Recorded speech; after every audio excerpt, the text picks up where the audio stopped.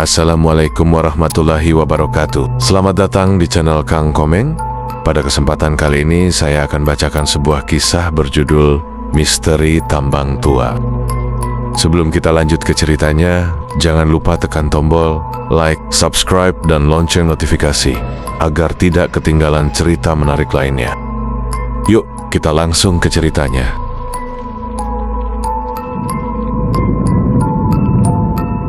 Di sebuah desa kecil di Sekotong, Lombok Barat, berdiri tambang emas tua yang sudah lama ditinggalkan. Tambang itu bukan hanya menyimpan kekayaan yang tersembunyi, tetapi juga cerita-cerita mistis yang menakutkan. Warga setempat menyebutnya sebagai tambang bayangan. Banyak yang percaya tambang itu dihuni oleh roh jahat yang selalu menuntut tumbal. Pak Harto, seorang lelaki tua yang dikenal sebagai penjaga tradisi desa, sering memperingatkan warga agar tidak mendekati tambang itu. Tambang itu sudah punya penjaga, katanya dengan suara bergetar setiap kali seseorang menyebut tambang itu. Tetapi Gafur, Walidan, dan Sukiman, tiga penambang emas muda yang sedang mencari peruntungan, tidak menggubris peringatan itu. Mereka melihat tambang itu sebagai peluang untuk keluar dari jerat kemiskinan. Pada malam yang gelap, tanpa sepengetahuan warga desa, mereka bertiga memasuki tambang itu dengan membawa peralatan sederhana. Di pintu masuk tambang, angin dingin menyapu tubuh mereka,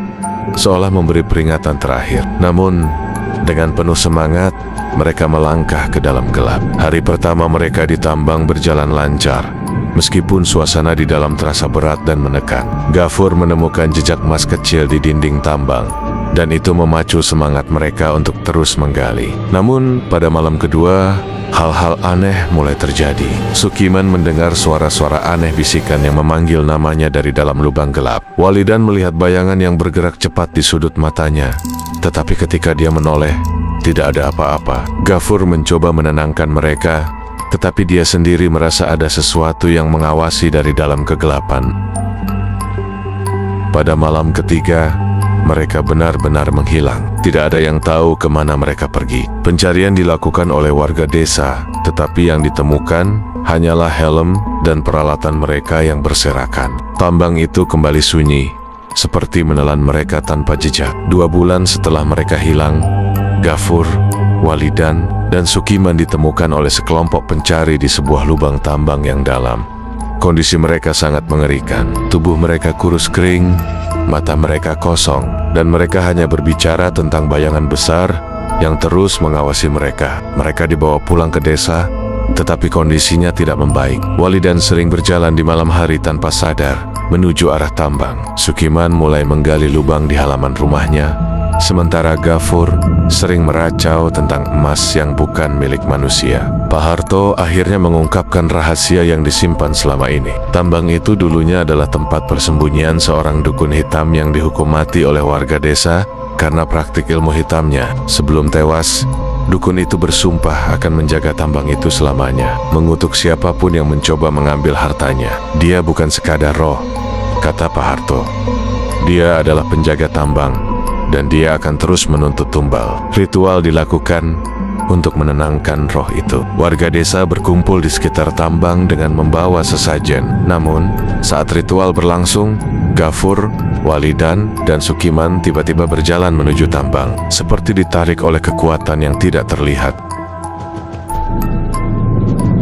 Pak Harto dan warga berusaha menghentikan mereka, tetapi suara gemuruh muncul dari dalam tambang. Tanah bergetar hebat, dan dari dalam kegelapan muncul bayangan besar dengan mata merah menyala. Sosok itu melayang di atas tambang, memancarkan aura dingin yang membuat semua orang terpaku ketakutan. Walidan, yang masih memiliki sisa kesadaran, berteriak kepada Gafur dan Sukiman untuk lari.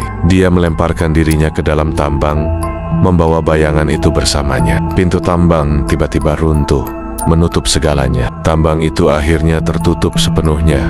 Tetapi desa tidak pernah sama lagi. Gafur dan Sukiman selamat, tetapi mereka tidak pernah benar-benar kembali normal. Gafur sering terlihat berbicara sendiri, mengklaim bahwa bayangan itu masih mengawasinya. Seminggu setelah kejadian itu, Pak Harto ditemukan tewas di rumahnya dengan wajah penuh ketakutan. Di luar jendelanya, beberapa warga mengaku melihat bayangan besar bergerak perlahan menuju desa, seolah mencari mangsa berikutnya. Tambang itu tetap terkubur, tetapi bisikannya masih terdengar di malam hari. Tidak ada yang berani mendekati tambang itu lagi, tetapi semua tahu kutukan dukun hitam itu belum selesai.